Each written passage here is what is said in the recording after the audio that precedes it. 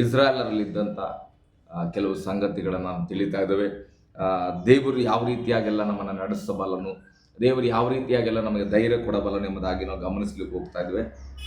ಇಸ್ರಾಯೇಲರನ್ನ ಐಗುಪ್ತ ದೇಶದಿಂದ ಮೋಸೆ ಬಿಡಿಸ್ಕೊಂಡು ಬರುವಂಥ ದಿನಗಳಲ್ಲಿ ಅವರು ಕೆಂಪು ಸಮುದ್ರವನ್ನು ದಾಟಿ ಬರ್ತಾರೆ. ಅನೇಕ ಅದ್ಭುತ ಕಾರ್ಯಗಳನ್ನು ನೋಡಿ ಐಗುಪ್ತ ದೇಶದಿಂದ ಬಿಡಿಸ್ಕೊಂಡು ಬಂದು ಅವರನ್ನ ಇನ್ನು ಕಾನಾನ್ ದೇಶಕ್ಕೆ ಹೋಗುವುದಕ್ಕಾಗಿ ಪ್ರಯಾಣ ಮಾಡುತ್ತಿರುವಾಗ ಇಸ್ರಾಯೇಲರಲ್ಲಿ ಮೋಸೆ ಮತ್ತು ಆರೋನರು ಒಂದು ಯೋಚನೆಯನ್ನು ಮಾಡಿ ಯೋಸುವ ಮತ್ತು ಕಾಲೇಬನ ಜೊತೆಯಲ್ಲಿ ಇನ್ನು ಕೆಲವರನ್ನ ಆರಿಸ್ಕೊಂಡು, ನೀವು ಹೋಗಿ ಕಾನಾನ್ ದೇಶದ ಪಟ್ಟಣವನ್ನು ಸುತ್ತಿ, ಕಾನಾನ್ ದೇಶ ಪಟ್ಟಣ ಹೇಗಿದೆ, ಆ ದೇಶ ಹೇಗಿದೆ ನೋಡಲಿಕ್ಕೆ, ಆ ದೇಶದಲ್ಲಿ ಏನು ಬೆಳೆಗಳನ್ನು ಬೆಳೀತಾರೆ, ಅವರ ಆರೋಗ್ಯದ ಪರಿಸ್ಥಿತಿ ಏನು, ಅವರ ಊಟದ ಪರಿಸ್ಥಿತಿ ಏನು, ಅಲ್ಲಿರ್ತಕ್ಕಂಥ ಜನರು ಯಾವ ರೀತಿಯಾಗಿ ಇದ್ದಾರೆ ಎಂಬುದಾಗಿ ತಿಳಿದುಕೊಂಡು ಬರ್ರಿ ಎಂಬುದಾಗಿ ಕಳಿಸುವಾಗ ಅವರೆಲ್ಲರೂ ಹೋಗಿ ಮೋಸೆ ಅವರು ಹೇಳಿದ ಹಾಗೆ ಕಾನಾನ್ ದೇಶವನ್ನು ಸುತ್ತಾಡಿ ಅಲ್ಲಿನ ವಾತಾವರಣವನ್ನು ಗಮನಿಸಿಕೊಂಡು ಹಿಂತಿರುಗಿ ಬರ್ತಾರೆ ಪ್ರೇರೆ. ಹಿಂತಿರುಗಿ ಬಂದಾಗ ಆ ಹೋಗಿ ಬಂದಂಥ ಎಲ್ಲ ಜನರಲ್ಲಿ ಭಯ ಉಂಟಾಗ್ತದೆ. ಕಾರಣ ಏನು ಗೊತ್ತಾ, ಇವರು ಯಾವ ದೇಶಕ್ಕೆ ಹೋಗ್ಬೇಕೆಂಬುದಾಗಿ ಪ್ರಯಾಣ ನಡೆಸ್ತಾ ಇದ್ದಾರೋ, ದೇವರು ಯಾವ ವಾಗ್ದಾನ ಮಾಡಿ ಯಾವ ಒಂದು ದೇಶವನ್ನು ನಿಮಗೆ ಕೊಡುತ್ತೇನೆ ಎಂಬುದಾಗಿ ವಾಗ್ದಾನ ಮಾಡಿದನು, ಪ್ರಮಾಣ ಮಾಡಿದನು, ಆ ದೇಶದ ಬಗ್ಗೆ ತಿಳ್ಕೊಂಡು ಬರಲಿಕ್ಕೆ ಹೋದಾಗ ಆ ಜನರಿಗೆ ಕಂಡದ್ದು ಏನಂದರೆ, ಆ ಕಾನಾನ್ ದೇಶದಲ್ಲಿ ಅಲ್ಲಿರತಕ್ಕಂಥ ಜನರು ಬಹಳ ದೊಡ್ಡ ಜನಾಂಗವಾಗುತ್ತೆ ಎಂಬುದಾಗಿ ನಾವು ಗಮನಿಸ್ತೇವೆ. ಅರಣ್ಯಕಾಂಡ ಪುಸ್ತಕ 13ನೇ ಅಧ್ಯಾಯದಲ್ಲಿ ನಾವು ಗಮನಿಸುವಾಗ ಅವರು ಹೋಗಿ ಬರ್ತಾರೆ. ಹೋಗಿ ಬಂದ ಮೇಲೆ ಅವರ ಕಣ್ಣಿಗೆ ಕಂಡದ್ದೇನು, 27ನೇ ವಚನ ನಾನು ಓದ್ತಾ ಇದ್ದೇನೆ. ನೀನು ನಮ್ಮನ್ನು ಕಳಿಸಿದ ದೇಶಕ್ಕೆ ಹೋದೆವು, ಅದು ಹಾಲು ಜೇನು ಹರಿಯುವ ದೇಶವೇ, ಅಲ್ಲಿನ ಹಣ್ಣುಗಳು ಇಂಥವು, ಆದರೆ ಆ ದೇಶದ ನಿವಾಸಿಗಳು ಬಲಿಷ್ಠರು ಎಂಬುದಾಗಿ. ಹಾಗಾದರೆ ಅಲ್ಲಿ ಹೋಗಿ ಬಂದಂಥ ಜನ ಏನನ್ನ ಹೇಳ್ತಾ ಇದ್ದಾರೆ ಅಂದರೆ, ಹೌದಪ್ಪ, ನೀವು ಕಳಿಸಿದಂಥ ಕಾನಾನ್ ದೇಶ ಹಾಲು ಜೇನು ಹರಿಯುವಂಥ ದೇಶವೇ ಹೌದು, ಅದರಲ್ಲಿ ಉತ್ತಮವಾದ ಫಲಗಳಿದೆ ಹೌದು, ಆದರೆ ಅಲ್ಲಿರತಕ್ಕಂಥ ಜನರು ಬಹಳ ಬಲಿಷ್ಠರಾಗಿದ್ದಾರೆ ಎಂಬುದಾಗಿ. ಹಾಗಾದರೆ ಇಸ್ರಾಯೇಲರನ್ನ ದೇವರು ಯಾವ ಒಂದು ಕಾನಾನ್ ದೇಶಕ್ಕೆ ನಡೆಸ್ತೀನಿ ಅಂತ ಹೇಳಿದ್ರು, ಕಾನಾನ್ ದೇಶದಲ್ಲಿ ಹಾಲು ಜೇನು ಹರಿಯುವಂಥ ಸ್ಥಳ, ಅಲ್ಲಿ ನಿಮಗೆ ಯಾವುದೇ ಕೊರತೆ ಇರುವುದಿಲ್ಲ, ಆ ದೇಶಕ್ಕೆ ನಿಮ್ಮನ್ನು ನಾನು ನಡೆಸ್ಕೊಂಡು ಹೋಗಿ ನಿಮ್ಮನ್ನು ಅಲ್ಲಿ ನಾನು ಸೇರಿಸ್ತೇನೆ, ಅಲ್ಲಿ ನೀವು ಆರಾಮಾಗಿ ಇರ್ತೀರಿ ಎಂಬುದಾಗಿ ವಾಗ್ದಾನ ಮಾಡಿದನು. ಆ ದೇಶವನ್ನು ಈ ಜನರು ಹೋಗಿ ಸುತ್ತುವರಿದು ನೋಡುವಾಗ ಆ ದೇಶ ಏನು ಸುಂದರವಾಗಿದೆ, ಆದರೆ ಅಲ್ಲಿರತಕ್ಕಂಥ ಜನರು ಬಲಿಷ್ಠವಾಗಿದ್ದರು ಎಂಬುದಾಗಿ. 28ನೇ ವಚನವನ್ನು ನಾವು ಕಂಟಿನ್ಯೂ ಮಾಡುವುದಾದರೆ ಓದೋಣ. ಆದರೆ ಆ ದೇಶದ ನಿವಾಸಿಗಳು ಬಲಿಷ್ಠರು, ಅವರಿರುವ ಪಟ್ಟಣಗಳು ದೊಡ್ಡದಾಗಿವೆ, ಕೋಟೆ ಕೊತ್ತಲುಗಳಾಗಿಯೂ ಅವೇ. ಅದಲ್ಲದೆ ಅಲ್ಲಿ ಉನ್ನತರಾದ ಪುರುಷರನ್ನು ನೋಡಿದೆವು. ದಕ್ಷಿಣ ಸೀಮೆಯಲ್ಲಿ ಅಮಾಲೇಕರು, ಬೆಟ್ಟದ ಸೀಮೆಯಲ್ಲಿ ಹಿತ್ತಿಯರು, ಯೆಬೂಸಿಯರು, ಅಮೋರಿಯರು, ಇವರು ಸಮುದ್ರದ ತೀರದಲ್ಲಿ ಮತ್ತು ಯೋರ್ದನ್ ಹೊಳೆಯಲ್ಲಿ ಬಳಿಯಲ್ಲಿ ಕಾನಾನ್ಯರು ವಾಸವಾಗಿದ್ದಾರೆ ಎಂದು ತಿಳಿಸಿದರು. ಆ ಕಾನಾನ್ ದೇಶವನ್ನ ನೋಡ್ಲಿಕ್ಕೆ ಹೋದಾಗ ಆ ದೇಶವೇನು ಸುಂದರವಾಗಿದೆ, ಅದು ಸಂತೋಷದ ಸಂಗತಿ. ಆದರೆ ಅಲ್ಲಿರತಕ್ಕಂಥ ಬಲಿಷ್ಠವಾದ ಜನರನ್ನ ನೋಡುವಾಗ ಬೈಬಲ್ ಹೇಳ್ತದೆ, ಅಲ್ಲಿ ಅಮಾಲೇಕರಿದ್ದಾರೆ, ಯೆಬೂಸಿಯರಿದ್ದಾರೆ, ಹಿತ್ತಿಯರಿದ್ದಾರೆ. ಬೈಬಲ್ ಹೇಳ್ತದೆ ಕಾನಾನ್ ಇದ್ದಾರೆ. ಅಂದರೆ ಒಂದೊಂದು ದಿಕ್ಕಿನಲ್ಲಿ ಒಂದೊಂದು ಜನಾಂಗ ವಾಸವಾಗಿದೆ, ಅವರೆಲ್ಲರೂ ಬಲಿಷ್ಠವಾಗಿದ್ದಾರೆ. ಇಸ್ರಾಯೇಲರ ಮನಸ್ಸಲ್ಲಿ ಏನು ಓಡ್ತಾ ಇದೆ ಗೊತ್ತಾ, ಕಾನಾನ್ ದೇಶವನ್ನು ನೋಡಿ ಬಂದ ಮೇಲೆ ಕಾನಾನ್ ದೇಶ ಸುಂದರವಾಗಿದೆ, ಆದರೆ ಅದರ ಸುತ್ತ ಇರತಕ್ಕಂಥ ಜನರು ಬಲಿಷ್ಠರಾಗಿದ್ದಾರೆ. ಹಾಗಾದ್ರೆ ಇವರ ಮನಸ್ಸಲ್ಲಿ ಏನು ಕ್ರಿಯೆ ಮಾಡ್ತಾ ಇದೆ ಗೊತ್ತಾ, ನಾವು ಬಲಹೀನರಾಗಿದ್ದೇವೆ, ನಾವು ಆ ಬಲಿಷ್ಠರನ್ನ ಸೋಲಿಸ್ಲಿಕ್ಕಾಗಲ್ಲ, ಅವರ ಜೊತೆ ಯುದ್ಧ ಮಾಡ್ಲಿಕ್ಕಾಗಲ್ಲ. ಹಾಗಾದ್ರೆ ಅವರ ಬಲಿಷ್ಠತೆಯನ್ನು ನೋಡಿ ಇಸ್ರಾಯೇಲರು ಭಯ ಪಡ್ತಾ ಇದ್ದಾರೆ ಪ್ರೇರೆ. ಇವ್ರ ಮಕ್ಕಳೇ, ಇಸ್ರಾಯೇಲರು ವಿಚಾರ ಮಾಡಿದ ಸಂಗತಿ ಏನು ಗೊತ್ತಾ, 13ನೇ ಅಧ್ಯಾಯದಲ್ಲಿ ನಾವು ಸಂಪೂರ್ಣವಾಗಿ ಧ್ಯಾನ ಮಾಡುವುದಾದರೆ ಅವರು ಭಯಂಕರ ಭಯವುಳ್ಳವರಾದರು. ನಮ್ಮನ್ನು ಯಾಕೆ ದೇವರು ಐಗುಪ್ತ ದೇಶದಿಂದ ಕರ್ಕೊಂಡು ಬಂದನು, ಆ ಬಲಿಷ್ಠವಾದ ಜನರ ಕೈಯಲ್ಲಿ ನಮ್ಮನ್ನು ಖಡ್ಗದಿಂದ ಸಾಯಿಸಬೇಕೆಂಬುದಾಗಿ ಕರ್ಕೊಂಡು ಬಂದರು ಎಂಬುದಾಗಿ ಮೋಸೆಗೆ ತಿರುಗಿ ಮಾತನಾಡಲಿಕ್ಕೆ ಪ್ರಾರಂಭ ಮಾಡ್ತಾರೆ ಪ್ರೇರೆ. ಮೋಸೆಗೆ ಒಂದು ಕಡೆ ಬಹಳ ಬೇಸರ ಆಗ್ತದೆ, ಆತನ ಚಿಂತೆ ಮಾಡ್ತಾ ಇದ್ದಾನೆ. ಅಯ್ಯೋ, ಈ ಜನರನ್ನ ಕಾನಾನ್ ದೇಶ ನೋಡ್ಕೊಂಡು ಬರ್ರಿ ಅಂದರೆ ನೋಡ್ಕೊಂಡು ಬಂದು ಯಾಕೆ ಹಿಂಗೆ ಗುಣಗುಡ್ತಾ ಇದ್ದಾರೆ ಎಂಬುದಾಗಿ ಹೇಳುವಾಗ ಇಡೀ ಜನರೆಲ್ಲರೂ ಅಲ್ಲಿ ಬಲಿಷ್ಠತೆಯನ್ನು ಕುರಿತಾಗಿ ಮಾತನಾಡ್ತಾ ಇದ್ದಾರೆ. ಅಲ್ಲಿರ್ತಕ್ಕಂಥ ದೊಡ್ಡ ಜನಾಂಗವನ್ನು ಕುರಿತಾಗಿ ಮಾತನಾಡ್ತಾ ಇದ್ದಾರೆ. ಬೈಬಲ್ ಹೇಳ್ತಾ ಹೆಚ್ಚು ಕಡಿಮೆ ಐಗುಪ್ತ ದೇಶದಿಂದ ನಡೆಸಿದಂಥ ಜನ 20 ಲಕ್ಷಕ್ಕಿಂತ ಹೆಚ್ಚಾಗಿದ್ದರು ಎಂಬುದಾಗಿ. ಅಲ್ಲಿರತಕ್ಕಂಥ ಎಲ್ಲ ಜನರು ಆ ಕಾನಾನ್ ದೇಶದಲ್ಲಿರ್ತಕ್ಕಂಥ ಜನರನ್ನ ಕುರಿತಾಗಿ ಹೇಳುವಾಗ ಎಲ್ಲರೂ ಮೋಟಿವೇಟ್ ಆಗ್ಬಿಡ್ತಾರೆ ಪ್ರೇರೆ. ಅಂದರೆ ಹೌದಪ್ಪ, ಅಲ್ಲಿ ಬಲಿಷ್ಠ ಜನರಿದ್ದಾರೆ ಅಂದರೆ ನಾವು ಹೋಗೋಕ್ಕಾಗಲ್ಲ, ನಾವಲ್ಲಿ ಸತ್ತೋಗ್ಬಿಡ್ತೇವೆ ಎಂಬುದಾಗಿ ಯೋಚಿಸ್ತಾ ಇದ್ದಾರೆ. ಇನ್ನು ಮುಂದುವರೆದು ಯೋಚನೆ ಮಾಡಿದ್ರೆ ಅವ್ರು ಹೇಳ್ತಾರೆ, ನಾವು ಆ ಬಲಿಷ್ಠವಾದ ಉನ್ನತವಾದ ಜನಗಳ ಮುಂದೆ ಏನಾದರೂ ಹೋಗಿ ನಾವು ನಿಂತ್ಕೊಂಡ್ರೆ ನಾವು ಮಿಡತೆಗಳಂತೆ ಕಾಣ್ತೇವೆ, ನಾವು ಮಿಡತೆಗಳ ಹಾಗೆ ನಾವು ಕಾಣಿಸ್ತೇವೆ, ನಮ್ಮನ್ನು ಅವರು ನುಂಗಿ ನೀರು ಕುಡಿದು ಬಿಡ್ತಾರೆ ಅಂತ ಹೇಳ್ತಾರೆ. ಹಾಗಾದರೆ ಇಸ್ರಾಯೇಲರಲ್ಲಿ ಭಯಕ್ಕೂ ಇದೆ, ಕಾನಾನ್ ದೇಶವನ್ನು ನಾವು ತಲುಪಲಿಕ್ಕೆ ಆಗಲ್ಲ, ಆ ಒಂದು ಬಲಿಷ್ಠವಾದ ಜನರನ್ನು ನಾವು ಸೋಲಿಸ್ಲಿಕ್ಕೆ ಆಗಲ್ಲ ಎಂಬುದಾಗಿ ಅಂದುಕೊಳ್ಳುವಾಗ ಆ ಇಡೀ ತಂಡವೆಲ್ಲ ಒಂದು ನಿರ್ಧಾರ ಮಾಡ್ತಾ ಇದ್ರೆ, ಆ ಇಡೀ ಗುಂಪೆಲ್ಲ ಒಂದು ರೀತಿಯಾಗಿ ಯೋಚನೆ ಮಾಡ್ತಾ ಇದ್ರೆ, ಅದೇ ಗುಂಪಲ್ಲಿ ನಿಂತಿದ್ದಂಥ ಒಬ್ಬ ಕಾಲೇಬನ್ ಅನ್ನತಕ್ಕಂಥ ವ್ಯಕ್ತಿ, ಆ ಕಾಲೇಬನ್ ಅನ್ನತಕ್ಕಂಥ ವ್ಯಕ್ತಿಯ ಯೋಚನೆ ಬದಲಾಗಿದೆ ಪ್ರೇರೆ. ಇಡೀ ಗುಂಪೆಲ್ಲ ಯೋಚನೆ ಮಾಡ್ತಾ ಇದೆ, ಅವರು ಬಲಿಷ್ಠರು, ಅವರು ದೊಡ್ಡ ದೊಡ್ಡ ಜನಾಂಗವಾಗಿದ್ದಾರೆ, ಅವರು 4-5 ಪಂಗಡಗಳಿದ್ದಾರೆ, ನಾವು ಅವರ ಸಂಗಡ ಹೋಗಿ ನಿಂತ್ಕೊಳ್ಳಿಕ್ಕಾಗಲ್ಲ, ಕಾರಣ ನಾವು ಮಿಡತೆಗಳಂತೆ ಕಾಣ್ತಾ ಇದ್ದೇವೆ ಎಂಬುದಾಗಿ. ಈಗ ಕಾಲೇಬನು ಆ ಜನರ ಗುಂಪಿನ ದೃಷ್ಟಿಯಲ್ಲಿ ನೋಡ್ತಾ ಇಲ್ಲ, ಅವರೆಲ್ಲರೂ ನೋಡ್ತಾ ಇದ್ದಾರೆ ನಾವು ಮಿಡತೆಗಳಂತಿದ್ದೇವೆ ಎಂಬುದಾಗಿ. ಆದರೆ ಕಾಲೇಬನ ವಚನ ಹೇಳ್ತದೆ, 30ನೇ ವಚನ ಓದುವಾಗ, ಇಸ್ರಾಯೇಲರು ಮೋಸೆಗೆ ವಿರೋಧವಾಗಿ ಗುಣುಟ್ಟಲಾಗಿ ಕಾಲೇಬನು ಅವರನ್ನು ಸುಮ್ಮನಿರ್ರಿ ಅಂತ. ದೇವರ ಮಗುವೆ, ನನಗೆ ಕಾಲೇಬನ ಒಂದು ಆಲೋಚನೆ ಬಹಳ ಇಷ್ಟ ಆಯಿತು, ಕಾಲೇಬನ ಮಾತುಗಳು ಬಹಳ ಇಷ್ಟ ಆಯಿತು. ಕಾರಣ ಏನು ಗೊತ್ತಾ, ಅಲ್ಲಿರತಕ್ಕಂಥ ಎಲ್ಲ ಸಮೂಹ ಬಲಿಷ್ಠತೆಯ ಬಗ್ಗೆ ಮಾತನಾಡ್ತಾ ಇದೆ, ಬಲವುಳ್ಳವರ ಬಗ್ಗೆ ಮಾತನಾಡ್ತಾ ಇದೆ, ತಮ್ಮ ಬಲಹೀನತೆಯ ಬಗ್ಗೆ ಮಾತನಾಡ್ತಾ ಇದೆ, ನಾವು ಮಿಡತೆಗಳು ಎಂಬುದಾಗಿ ಮಾತನಾಡ್ತಾ ಇದ್ದಾರೆ. ಆದರೆ ಕಾಲೇಬನ ಹೇಳ್ತಾನೆ, ಅವರನ್ನು ಸುಮ್ಮನಿರ್ರಿ ಅಂತ ಹೇಳ್ತಾನೆ. ನೀವು ಮಾತಾಡ್ತಾ ಇದ್ರಲ್ಲ, ಈ ಮಾತುಗಳನ್ನೆಲ್ಲ ನಿಲ್ಲಿಸ್ರಿ.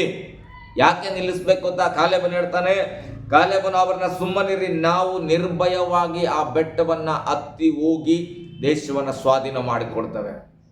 ದೇವರ ಮಕ್ಕಳೇ, ಇಡೀ ಸಮೂಹ ಒಂದು ತೀರ್ಮಾನ ಮಾಡುವಾಗ ಒಬ್ಬ ವ್ಯಕ್ತಿ ಮಾತ್ರ ಹೇಳ್ತಾ ಇದ್ದಾನೆ, ನೀವು ಸುಮ್ಮನಿರಿ, ನಾವೇನು ಮಾಡ್ಬೋದು, ಬೆಟ್ಟವನ್ನು ಹತ್ಕೊಂಡು ಹೋಗಿ ಆ ಒಂದು ಸೀಮೆಯನ್ನು ನಾವು ಸ್ವಾಧೀನ ಮಾಡಿಕೊಳ್ಬೋದು ಎಂಬುದಾಗಿ. ಹಾಗಾದರೆ ಇವತ್ತು ನಾನು ಪ್ರಶ್ನೆ ಮಾಡಲಿಕ್ಕೆ ಇಷ್ಟಪಡ್ತೇನೆ, ನಿನ್ನ ಜೀವಿತದಲ್ಲಿ, ನಿನ್ನ ಕೌಟುಂಬಿಕ ಜೀವಿತದಲ್ಲಿ, ನಿನ್ನ ಒಂದು ಎಜುಕೇಷನ್ನ ಜೀವಿತದಲ್ಲಿ, ನಿನ್ನ ಒಂದು ವ್ಯಾಪಾರದ ಜೀವಿತದಲ್ಲಿ, ನಿನ್ನ ವ್ಯವಸಾಯದ ಜೀವಿತದಲ್ಲಿ ಕೆಲವರು ನಿನ್ನನ್ನು ಕುರಿತಾಗಿ, ನಿನ್ನ ವ್ಯಾಪಾರವನ್ನು ಕುರಿತಾಗಿ, ನಿನ್ನ ಎಜುಕೇಷನನ್ನು ಕುರಿತಾಗಿ, ನಿನ್ನ ಭವಿಷ್ಯತ್ತನ್ನು ಕುರಿತಾಗಿ ದೊಡ್ಡ ಸಮೂಹದ ಹಾಗೆ ಸುತ್ತಮುತ್ತ ಇರತಕ್ಕಂಥ ಜನರೆಲ್ಲರೂ ನಿನ್ನ ಬಗ್ಗೆ ಮಾತನಾಡ್ತಾ ಇರ್ಬೋದು.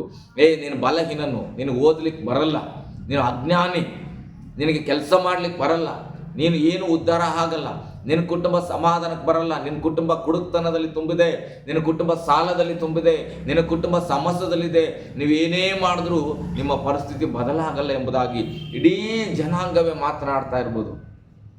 ನಿನ್ನ ಸ್ವಂತ ಸಂಬಂಧಿಕರು ಮಾತನಾಡ್ತಾ ಇರ್ಬೋದು, ನಿನ್ನ ಸ್ನೇಹಿತರು ಮಾತನಾಡ್ತಾ ಇರ್ಬೋದು, ನೀನು ಏನೂ ಅಲ್ಲ, ನಿನ್ನಿಂದ ಏನೂ ಸಾಧ್ಯ ಇಲ್ಲ ಎಂಬುದಾಗಿ ಮಾತನಾಡ್ತಾ ಇರ್ಬೋದು. ಆದರೆ ದೇವರ ಮಗುವೆ ವಾಕ್ಯವನ್ನು ಗಮನಿಸುವಾಗ ಆ ಒಂದು ಕಾನಾನ್ ದೇಶದವನ್ನು ನೋಡಿ, ಕಾನಾನ್ ದೇಶದಲ್ಲಿರ್ತಕ್ಕಂಥ ಜನರನ್ನ ನೋಡಿ ಇಸ್ರಾಯೇಲರ ತಂಡವೇ ಮಾತನಾಡ್ತಾ ಇದೆ, ಅವರು ಬಲಿಷ್ಠರು ಬಲಿಷ್ಠರು ಬಲಿಷ್ಠರು ಎಂಬುದಾಗಿ. ಆದರೆ ಕಾಲೇಬನ ಹಾಗೆ ಮಾತನಾಡ್ತಾ ಇಲ್ಲ, ನೀವೆಲ್ಲರೂ ಸುಮ್ಮನಿರ್ರಿ, ನಾವು ಅವ್ರನ್ನ ಸ್ವಾಧೀನ ಮಾಡಿಕೊಳ್ತೇವೆ, ಬೆಟ್ಟಗಳನ್ನು ಹತ್ತಿ ಹೋಗಿ ಸ್ವಾಧೀನ ಮಾಡ್ಕೊಳ್ತೇವೆ ಎಂಬುದಾಗಿ ಹೇಳಿದರು. ಇವತ್ತು ದೇವರ ಮಗುವೆ, ನಿನಗೆ ಆ ಕಾಲೇಬನ ಒಂದು ಹೃದಯ ಇದೆಯಾ? ನಿನ್ನ ಪರಿಸ್ಥಿತಿಗಳ ಮಧ್ಯದಲ್ಲಿ ಜನರು ನಿನ್ನನ್ನು ಹೀನವಾಗಿ ಮಾತನಾಡುವಾಗ, ನಿನ್ನ ಬಲಹೀನತೆಗಳನ್ನು ಮಾತನಾಡುವಾಗ ನಿನ್ನ ಹೃದಯದಲ್ಲಿ ಕಾಲೇಬನ ಹಾಗೆ ಧೈರ್ಯ ಉಂಟಾ? ನಾನು ಇದನ್ನು ಸ್ವಾಧೀನ ಮಾಡ್ಕೊಳ್ತೇನೆ, ನಾನು ಈ ಕೆಲಸವನ್ನು ಮಾಡಿ ನಾನು ತೋರಿಸ್ತೇನೆ, ನಾನು ಎಜುಕೇಷನ್ನ ಉನ್ನತವಾಗಿ ಮಾಡಿ ಒಂದು ಜಾಬನ್ನು ನಾನು ತೆಗೆದುಕೊಂಡು ನಾನು ತೋರಿಸ್ತೇನೆ, ನನಗೆ ಬಲ ಇದೆ ಎಂಬುದಾಗಿ ಅನ್ನುವಂಥ ಒಂದು ವಿಶ್ವಾಸ ನಿನಗಿದ್ದರೆ ಖಂಡಿತವಾಗಿ ದೇವರು ಜಯವನ್ನು ಕೊಡಲಿಕ್ಕೆ ಶಕ್ತನು. ಕಾಲೇಬನ ಏನು ಮಾಡ್ತಾನೆ ಗೊತ್ತಾ? ಹೇಳ್ತಾ ಇದ್ದಾನೆ, ನಾನು ಸ್ವಾಧೀನ ಮಾಡ್ಕೊಳ್ಬಹುದು, ಸುಮ್ಮನೇರಿ ನಾವು ಹೋಗೋಣ ಅಂತ ಹೇಳುವಾಗ ಅವ್ರು ಹೇಳ್ತಾರೆ, ಮತ್ತೆ ಹೇಳ್ತಾರೆ, ಇಲ್ಲ ಇಲ್ಲ, ಅವರು ಬಲಹೀನರಾಗಿದ್ದಾರೆ, ನಾವೇನು ಮಾಡೋಣ, ಈ ಕಾಲೇಬನ ಮಾತನ್ನು ಕಟ್ಕೊಂಡ್ರೆ ಆಗಲ್ಲ, ನಮ್ಮನ್ನು ಸಾಯಿಸಲಿಕ್ಕೆ ಇವರು ಮೋಸೆ ಅವರು ಕರ್ಕೊಂಡು ಬಂದಿದ್ದಾರೆ ಅಂತೇಳಿ ತೀರ್ಮಾನ ಮಾಡಿ ಆ ಗುಂಪೆಲ್ಲ ಸೇರಿ ನಾವು ಒಬ್ಬ ನಾಯಕನನ್ನು ಮಾಡಿಕೊಂಡು, ಅಂದರೆ ಒಬ್ಬ ಯಜಮಾನನನ್ನು ಮಾಡಿಕೊಂಡು ನಾವು ಎಲ್ಲಿಂದ ಬಂದಿದ್ದೆವು ಐಗುಪ್ತದಿಂದ ಐಗುಪ್ತಕ್ಕೆ ವಾಪಸ್ ಹೋಗೋಣ ಎಂಬುದಾಗಿ ತೀರ್ಮಾನಿಸಿದ್ರು.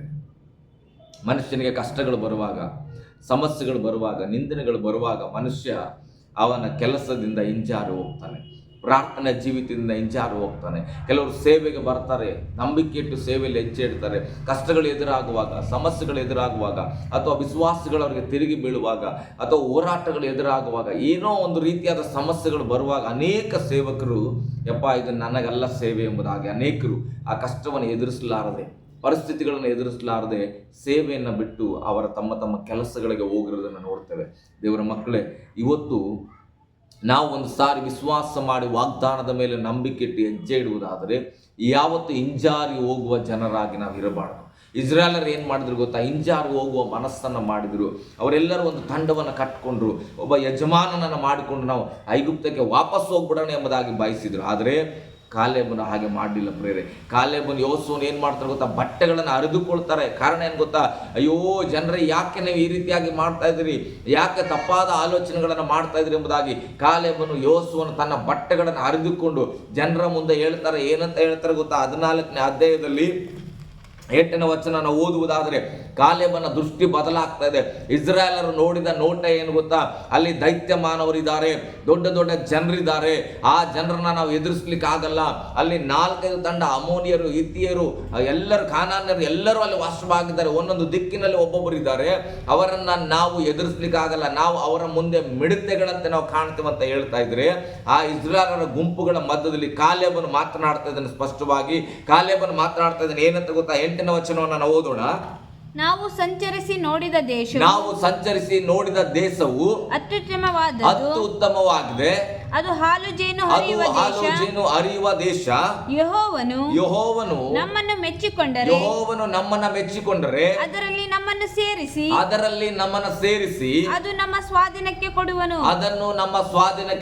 ದೇವರ ಮಕ್ಕಳು ಗಮನಿಸ್ರಿ, ಇಸ್ರಾಯೇಲರು ನೋಡಿದ್ದೇನು ಗೊತ್ತಾ? ದೊಡ್ಡ ಜನಾಂಗವನ್ನ ನೋಡಿದ್ರು, ಅವರ ಎತ್ತರವನ್ನ ನೋಡಿದ್ರು, ಅವರ ಬಲವನ್ನ ನೋಡಿದ್ರು, ಅವರ ಗುಂಪನ್ನ ನೋಡಿದ್ರು. ಆದ್ರೆ ಕಾಲೇಬನು ಆ ಜನರ ಗುಂಪನ್ನ ನೋಡ್ತಾ ಇಲ್ಲ. ಅವರು ಎತ್ತರವಾಗಿದ್ದಾರ, ಬಲಿಷ್ಠವಾಗಿದ್ದಾರ ಅಂತ ನೋಡ್ತಾ ಇಲ್ಲ. ಆದ್ರೆ ಅವ್ರನ್ನ ಸೋಲಿಸ್ಲಿಕ್ಕೆ ಆಗ್ತದೆ ಇಲ್ವ ಅನ್ನುವಂಥ ಭಯಭೀತಿಯನ್ನು ಅವ್ರು ನೋಡ್ತಾ ಇಲ್ಲ. ಕಾಲೇಬನು ನೋಡಿದ ದೃಷ್ಟಿ ಏನ್ ಗೊತ್ತಾ? ವಾವ್, ನನಗೆ ಕೊಡಲ್ಪಡ್ಲಿಕ್ಕೆ ದೇವರು ನಿರ್ಧಾರ ಮಾಡಿರ್ತಕ್ಕಂಥ ದೇಶ ಎಂತದ್ದು ಗೊತ್ತಾ? ಅತ್ಯುತ್ತಮವಾದ ದೇಶ. ಅಲ್ಲಿ ಹಾಲು ಜೇನು ಹರಿಯುತ್ತದೆ, ಅಲ್ಲಿ ಸುಂದರವಾಗಿದೆ, ಅಲ್ಲಿ ಹಸಿರಾದ ಪ್ರದೇಶ, ಅಲ್ಲಿ ಯಾವುದೇ ಕೊರತೆ ಇರುವುದಿಲ್ಲ. ಇಷ್ಟು ಸುಂದರವಾದ ದೇಶವನ್ನ ನನ್ನ ದೇವರು ನನಗೆ ಕೊಡ್ಲಿಕ್ಕೆ ಸಿದ್ಧನಾಗಿದ್ದಾನೆ. ಕಾಲೇಬನ ದೃಷ್ಟಿ ಏನ್ ಗೊತ್ತಾ? ಅಲ್ಲಿರ್ತಕ್ಕಂಥ ಸಮಸ್ಯೆಯನ್ನ ನೋಡ್ತಾ ಇಲ್ಲ, ಅಲ್ಲಿರ್ತಕ್ಕಂಥ ಸೈನಿಕರನ್ನ ನೋಡ್ತಾ ಇಲ್ಲ, ಅಲ್ಲಿರ್ತಕ್ಕಂಥ ಬಲಿಷ್ಠರನ್ನ ನೋಡ್ತಾ ಇಲ್ಲ. ಅದನ್ನೆಲ್ಲವನ್ನ ತೆಗೆದುಹಾಕಿ ಆತನ ದೃಷ್ಟಿ ಆ ದೇಶದ ಒಳಗಿರ್ತಕ್ಕಂಥ ಸಂಪತ್ತನ್ನ ನೋಡ್ತಾ ಇದೆ, ಆ ದೇಶದ ಒಳಗಿರ್ತಕ್ಕಂಥ ಸಮಾಧಾನವನ್ನ ನೋಡ್ತಾ ಇದೆ, ಆ ದೇಶದ ಒಳಗಿರ್ತಕ್ಕಂಥ ಅಭಿವೃದ್ಧಿಯನ್ನ, ಆಹಾರ ಪದಾರ್ಥಗಳನ್ನ, ಹಾಲು ಜೇನನ್ನ ಕಾಲೇಬನು ದೃಷ್ಟಿಸ್ತಾ ಇದ್ದಾನೆ. ದೇವರ ಮಗುವೆ, ಇವತ್ತು ನಿನ್ನ ಜೀವಿತದಲ್ಲಿ ಸಮಸ್ಯೆಗಳನ್ನು ದೃಷ್ಟಿಸ್ತಾ ಇದ್ರೆ, ಪರೀಕ್ಷೆಗಳನ್ನು ನೀನು ದೃಷ್ಟಿಸ್ತಾ ಇದ್ರೆ, ನಿನ್ನ ಜೀವಿತದಲ್ಲಿ ಏನು ಮಾಡಲಿಕ್ಕಾಗಲ್ಲ. ನೀನು ಆ ಪರೀಕ್ಷೆಗಳ ಮಧ್ಯದಲ್ಲಿ ಪಾಸಾಗಿ ಉನ್ನತ ಸ್ಥಾನಕ್ಕೆ ಹೋದಾಗ, ನಿನ್ನ ಎಜುಕೇಷನನ್ನು ಮುಗಿಸಿ ಉನ್ನತ ಸ್ಥಾನಕ್ಕೆ ಹೋದಾಗ, ಒಂದು ಜಾಬಲ್ಲಿ ನೀನು ಇರುವಾಗ ಬರತಕ್ಕಂಥ ಸ್ಯಾಲ್ರಿಯನ್ನು, ಬರತಕ್ಕಂಥ ಗೌರವವನ್ನು, ಆಗ ಸಿಗತಕ್ಕಂಥ ಸ್ಥಾನಮಾನವನ್ನು ನೀನು ದೃಷ್ಟಿಸುವುದಾದರೆ ಇವತ್ತಿರತಕ್ಕಂಥ ಪರೀಕ್ಷೆಗೆ ನೀನು ಭಯಪಡೋದಿಲ್ಲ. ಅದಕ್ಕಾಗಿ ಸಿದ್ಧನಾಗ್ತೀಯ. ಹೇಗೆ ಕಾಲೇಬನು ಹೇಳ್ತಾ ಇದ್ದಾನೆ, ದೇವರು ನನ್ನನ್ನು ಮೆಚ್ಚಿಕೊಂಡ್ರೆ, ದೇವರೇನಾದರೂ ನಮ್ಮನ್ನು ಮೆಚ್ಚಿಕೊಂಡ್ರೆ ನಮಗೆ ಆ ದೇಶವನ್ನು ಸ್ವಾಧೀನ ಮಾಡಿಕೊಡುವನು, ನಮ್ಮನ್ನು ಅಲ್ಲಿ ಸೇರಿಸುವನು. ಇವತ್ತು ನಾನು ಹೇಳಲಿಕ್ಕೆ ಇಷ್ಟಪಡ್ತೇನೆ, ಪರಿಸ್ಥಿತಿಗಳು ಕಠಿಣವಾಗಿರುವಾಗ, ಸಮಸ್ಯೆಗಳು ಎದುರಾಗಿರುವಾಗ, ರೋಗಗಳು ಎದುರಾಗಿರುವಾಗ, ಕುಟುಂಬದಲ್ಲಿ ಗಲಿಬಿಲಿಗಳು ಹೆಚ್ಚಾಗುವಾಗ ನಾನು ನಿಮ್ಗೆ ಹೇಳುವಂಥ ಒಂದು ಸಂಗತಿ ಏನು ಗೊತ್ತಾ? ಕಾಲೇಬನಲ್ಲಿ ಬಂದಂಥ ಒಂದು ಆಲೋಚನೆ ನಮ್ಮ ಹೃದಯದಲ್ಲಿ ಬರಬೇಕು ಪ್ರೇರೆ. ಆತನಲ್ಲಿ ಬಂದ ಆಲೋಚನೆ ಏನು ಗೊತ್ತಾ? ದೇವರೇನಾದರೂ ನಮ್ಮನ್ನು ಮೆಚ್ಚಿಕೊಂಡರೆ ಆ ದೇಶದಲ್ಲಿ ನಮ್ಮನ್ನು ಸೇರಿಸಿ ಅದನ್ನು ನಮ್ಮ ಸ್ವಾಧೀನಕ್ಕೆ ಕೊಡುವನೆಂಬುದಾಗಿ. ಇವತ್ತು ನಿನ್ನ ಪರಿಸ್ಥಿತಿ ಕೆಟ್ಟದಾಗಿರ್ಬೋದು, ನಿನ್ನ ಕುಟುಂಬದ ಪರಿಸ್ಥಿತಿ ಕೆಟ್ಟದಾಗಿರ್ಬೋದು, ನಿನ್ನ ವ್ಯವಹಾರದ ಪರಿಸ್ಥಿತಿ ಕೆಟ್ಟದಾಗಿರ್ಬೋದು. ಆದರೆ ಆ ಕೆಟ್ಟ ಪರಿಸ್ಥಿತಿಯನ್ನು ದೃಷ್ಟಿಸುವುದನ್ನು ಬದಲಾಯಿಸು, ಆ ಕಷ್ಟವನ್ನು ನೋಡೋದನ್ನು ಬದಲಾಯಿಸು. ಸಮಸ್ಯೆಯನ್ನು ನೋಡಿದ್ದು ಸಾಕು.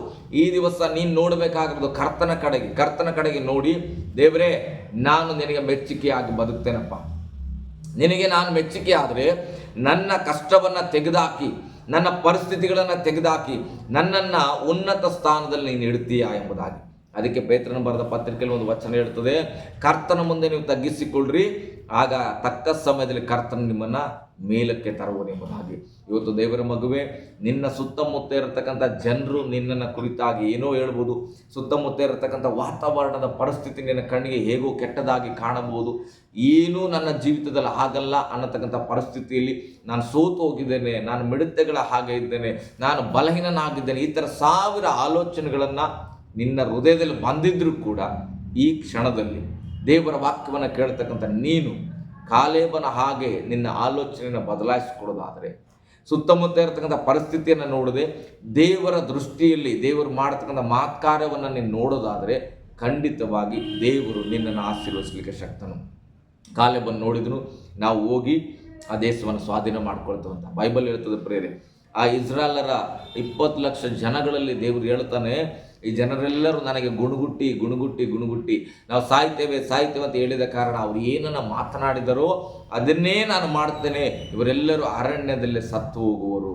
ಆದರೆ ಕಾಲೇಬನು ಯೋಶುವನು ಮಾತ್ರ ಹಾಗಲ್ಲ, ಅವರು ನನ್ನ ವಾಕ್ಯಗಳನ್ನು ವಿಶ್ವಾಸ ಮಾಡಿ ನನ್ನ ಆಜ್ಞೆಗಳನ್ನು ಚಾಚು ತಪ್ಪದೆ ನಡೆದ ಕಾರಣ ಅವರೇ ವಾಗ್ದಾನದ ದೇಶದಲ್ಲಿ ಕಾಲಿಡುವರು ಎಂಬುದಾಗಿ. ದೇವರ ಮಕ್ಕಳೇ, ಇವತ್ತು ಲೋಕವೆಲ್ಲ ಒಂದು ಕಡೆ ಜೀವಿಸ್ತಾ ಇದ್ರೆ, ಲೋಕದ ಪರಿಸ್ಥಿತಿ ಒಂದು ಕಡೆ ಇದ್ದರೆ, ಕುಟುಂಬದ ಪರಿಸ್ಥಿತಿ ಒಂದು ಕಡೆ ಇದ್ದರೆ, ನಮಗೆ ನಿರೀಕ್ಷೆ ಇಲ್ಲದೆ ಹೋಗಿದ್ರು ಕೂಡ ಇವತ್ತು ನಾವು ನಿರೀಕ್ಷೆ ಉಳ್ಳವರಾಗಿರೋಣ. ಕಾಲೇಬನ ಹಾಗೆ ಯೋಶುವನ ಹಾಗೆ ನನ್ನ ದೇವರು ನನ್ನನ್ನು ಕರೆಯಲ್ಪಟ್ಟಿದ್ರೆ, ವಾಗ್ದಾನ ಮಾಡಿದರೆ ಆತ ನಮ್ಮನ್ನು ಬಲಪಡಿಸಲಿಕ್ಕೆ ಶಕ್ತನು, ನಮಗೆ ಯುದ್ಧ ಮಾಡುವಂಥ ಧೈರ್ಯ ಕೊಡಲಿಕ್ಕೆ ಶಕ್ತನು, ಜ್ಞಾನ ಕೊಡಲಿಕ್ಕೆ ಶಕ್ತನು. ನಾವು ವಾಗ್ದಾನ ದೇಶವನ್ನು ನಾವು ಪ್ರವೇಶ ಮಾಡ್ತೇವೆ, ಆ ವಾಗ್ದಾನದ ದೇಶವನ್ನು ನಾವು ಅನುಭವಿಸ್ತೇವೆ. ನಾನು ಓದುತ್ತಾ ಇರತಕ್ಕಂಥ ವಿದ್ಯಾಭ್ಯಾಸದಲ್ಲಿ ಉನ್ನತ ಸ್ಥಾನಕ್ಕೆ ನಾನು ಬರ್ತೇನೆ, ಒಳ್ಳೆ ರಿಸಲ್ಟನ್ನು ನಾನು ತೆಗೆದುಕೊಡ್ತೇನೆ. ನಾನು ಮಾಡುವಂಥ ಕೆಲಸ ಕಾರ್ಯಗಳಲ್ಲಿ ನನ್ನ ದೇವರ ಆಜ್ಞೆಯಂತೆ ನಡೆದು ಆ ಕೆಲಸದಲ್ಲಿ ನಾನು ಅಭಿವೃದ್ಧಿ ಆಗ್ತೇನೆ. ಸೇವೆ ಮಾಡತಕ್ಕಂಥ ನನ್ನ ಸೇವೆಯನ್ನು ನಾನು ಇನ್ನೂ ಅದ್ಭುತವಾಗಿ ದೇವರಿಗೆ ಮೆಚ್ಚುಗೆ ಆದ ರೀತಿಯಲ್ಲಿ ಸೇವೆಯನ್ನು ನಡೆಸಿ ದೊಡ್ಡ ಸೇವೆಯನ್ನು ನಾನು ಮಾಡ್ತೇನೆ, ದೇವರ ರಾಜ್ಯವನ್ನು ವಿಸ್ತಾರ ಮಾಡ್ತೇನೆ ಎಂಬುದಾಗಿ ವಿಶ್ವಾಸದಲ್ಲಿ ಹೋಗುವಾಗ ಖಂಡಿತವಾಗಿ ದೇವರು ನಮಗೆ ಸಹಾಯ ಮಾಡ್ತಾರೆ. ಒಂದು ಸಂಗತಿಯನ್ನು ಮರೆತು ಹೋಗಬಾರ್ದು, ದೇವರು ನಮ್ಮನ್ನು ಮೆಚ್ಚಿದರೆ ನಮಗೆ ಕೊಟ್ಟಂಥ ವಾಗ್ದಾನದ ದೇಶಗಳನ್ನು ನಾವು ಸ್ವಾಧೀನ ಮಾಡಿಕೊಳ್ತೇವೆ, ನಮಗೆ ಕೊಟ್ಟಂಥ ಸ್ಥಾನಮಾನಗಳನ್ನು ನಾವು ಸ್ವಾಧೀನ ಮಾಡ್ಕೊಳ್ತೇವೆ, ನಮಗಾಗಿ ಕೊಟ್ಟಂಥ ಆಶೀರ್ವಾದದ ಜೀವಿತವನ್ನು ನಾವು ಸ್ವಾಧೀನ ಮಾಡ್ಕೊಳ್ತೇವೆ. ಬರೀ ವಾಕ್ಯ ಹೇಳ್ತದೆ, ನಿಮ್ಮ ನೋಟವನ್ನು ನೀವು ಬದಲಾಯಿಸ್ರಿ, ಬಲಹೀನತೆ ನೋಟಗಳನ್ನು ಬದಲಾಯಿಸ್ರಿ, ತಪ್ಪಾದ ಆಲೋಚನೆಯ ನೋಟಗಳನ್ನು ಬದಲಾಯಿಸ್ರಿ. ಇವತ್ತು ಲೋಕವೆಲ್ಲ ನಿನ್ನನ್ನು ಒಂದು ರೀತಿಯಾಗಿ ನೋಡಿದ್ರು, ನಿನ್ನನ್ನು ನೀನು ಬಲವುಳ್ಳವನಾಗಿ, ಒಳ್ಳೆ ಜ್ಞಾನವುಳ್ಳವನಾಗಿ, ದೇವರ ಮೆಚ್ಚುಗೆಯಾಗಿರುವವನಾಗಿ ನಿನ್ನನ್ನು ನೀನು ನೋಡಿಕೊಂಡು ದೇವರ ದೃಷ್ಟಿಯಲ್ಲಿ ಮೆಚ್ಚುಗೆಯಾದರೆ ನಿನ್ನ ಇಷ್ಟಾರ್ಥಗಳನ್ನೆಲ್ಲ ದೇವರು ತಕ್ಕ ಸಮಯದಲ್ಲಿ ನೆರವೇರಿಸುವವನಾಗಿದ್ದಾನೆ. ವಿಚಾರ ಮಾಡಿರಿ, ನಿಮ್ಮ ಹೃದಯದಲ್ಲಿ ವಿಶ್ವಾಸವನ್ನು ಗಟ್ಟಿ ಮಾಡಿಕೊಡ್ರಿ, ದೇವರಿಗೆ ಮೆಚ್ಚುಗೆಯಾಗಿ ಜೀವಿಸ್ರಿ, ದೇವರು ನಿಮಗಾಗಿಟ್ಟಂಥ ಎಲ್ಲ ಸಕಲ ಆಶೀರ್ವಾದಗಳನ್ನು ನೀವು ಅನುಭವಿಸ್ರಿ ಎಂಬುದಾಗಿ ಹೇಳ್ತೇನೆ. ದೇವರು ನಿಮ್ಮನ್ನು ಆಶೀರ್ವದಿಸಲಿ ಪ್ರಿಯರೇ.